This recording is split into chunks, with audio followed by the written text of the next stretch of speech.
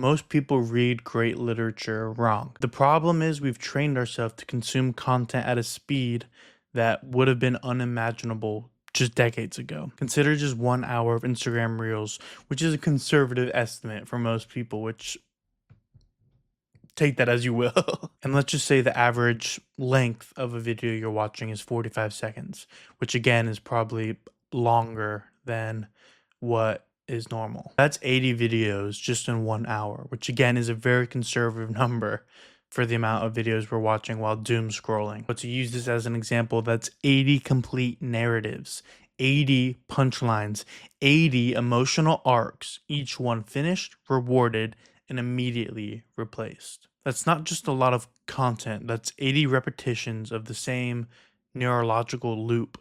Anticipation, payoff, reset.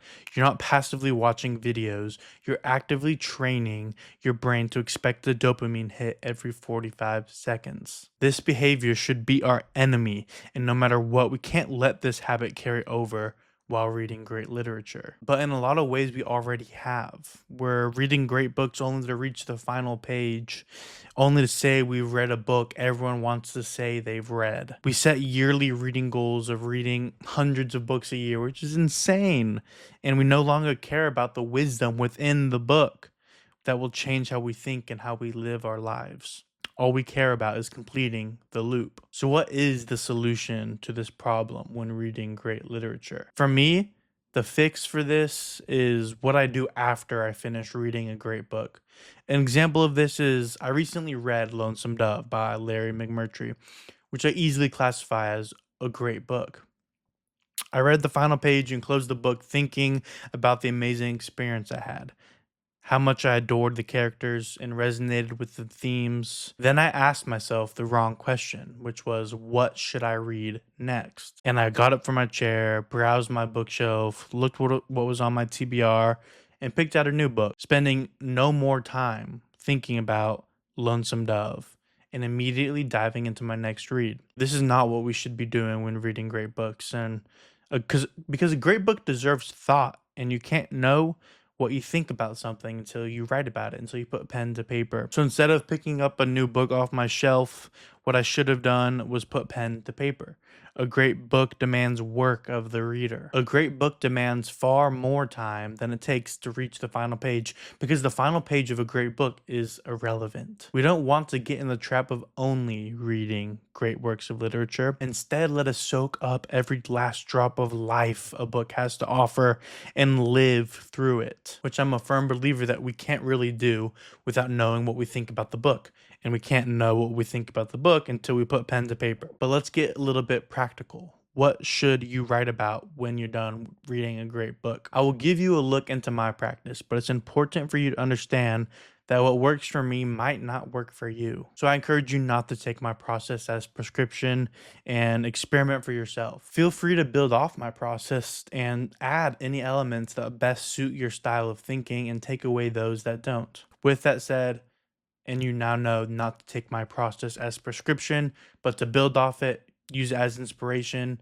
Um, Here's what I currently do after reading a great book. Step one is I review my annotations. Let's start by making it clear. You cannot engage with a great book without making a mess of it. If you're scared to write in the margins or of frankly beating the crap out of a book, I'm gonna politely say you need to get over it.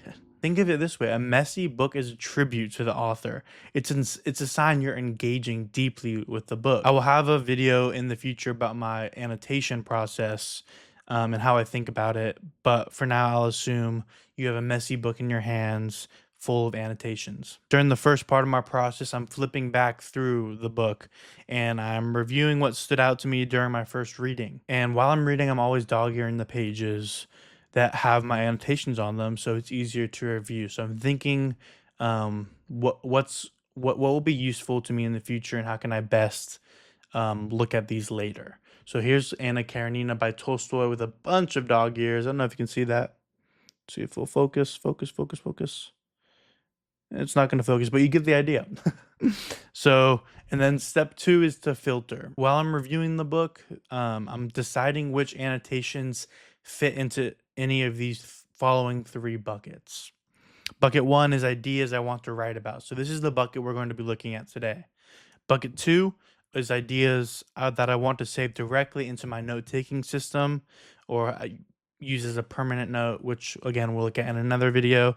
And then bucket three is unnecessary. So these are annotations that I don't find necessary now that I'm looking at them a little bit later from when I wrote in the book. But and by the way, when I say ideas, um, I mean what I say. Like it's quotes from the book, it's passages from the book, anything that contains an idea. It could be a quote, it could be a piece of dialogue, it could be a theme, like just anything you're underlining. And buckets one and two overlap many times because an idea I want to write about might eventually become a permanent note after I write about it and get my thoughts on it down on paper. Or maybe later I want to write about a quote or passage from my note taking system. So I'll pull out a passage or an idea from my note taking system and I'll write about it in my journal, which we'll get into soon. Again, if you want to see a video about my note taking system, let me know and I'll make a video about it eventually. But for now, let's focus on bucket one. So now that you have the ideas you want to write about, it's time to write. I simply pick an idea from the book that I'm most excited to write about. The goal is to extract the idea from the select passage of the text. That's it. Let's use War and Peace as an example. Let's say I want to write about Tolstoy's famous line, "Kings are the slaves of history." I simply write the line at the top of my page, which I use a Lurkterm, I think they say it, 1917. I'm definitely butchering that, but I use that notebook and try to make sense of it. I'll box the idea at the top of the page. I'll maybe throw in some B-roll that you could see an example of. So I'll box the idea at the top of the page, and so then I ask myself some questions. What does that line mean to me? What does it mean to the world? What context does it represent in the text? I write about anything and everything that comes to mind. I form new ideas out of present ones. I connect the idea to other ideas. I examine and question it.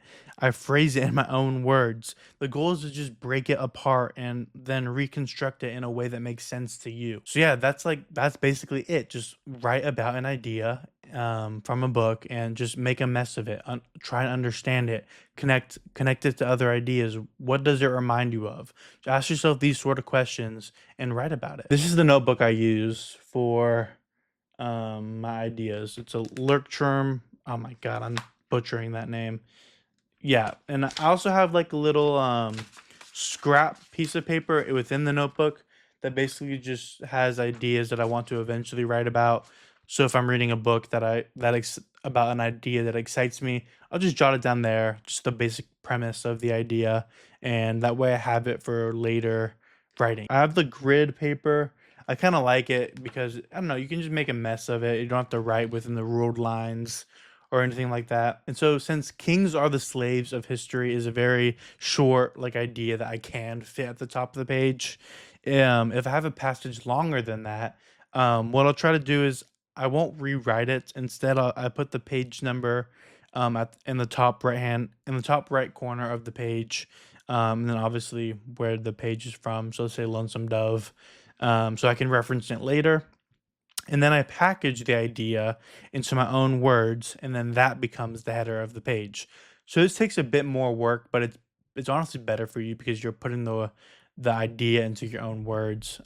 It's fun, kind of trying to fit the longer idea into your own construct of it. So yeah, this is a very messy process, as you can probably tell, but it's very rewarding in ways you won't understand until you start doing it. Putting pen to paper is how you'll get a grip on your thinking and understand any given text. We're not just finishing books. We're trying to understand and soak every drop of wisdom that it has to offer. And once you start writing about these ideas and expanding on them and connecting them to other ideas, once you understand them, that is how you will become an embodiment of the ideas you read about. Thank you for watching this video. If you enjoyed, please leave a comment or a like, and don't forget to subscribe. I also have a Substack, which will be linked in the description below. There are free and paid memberships available. I appreciate you for considering, and I'll see you in the next one. Take care.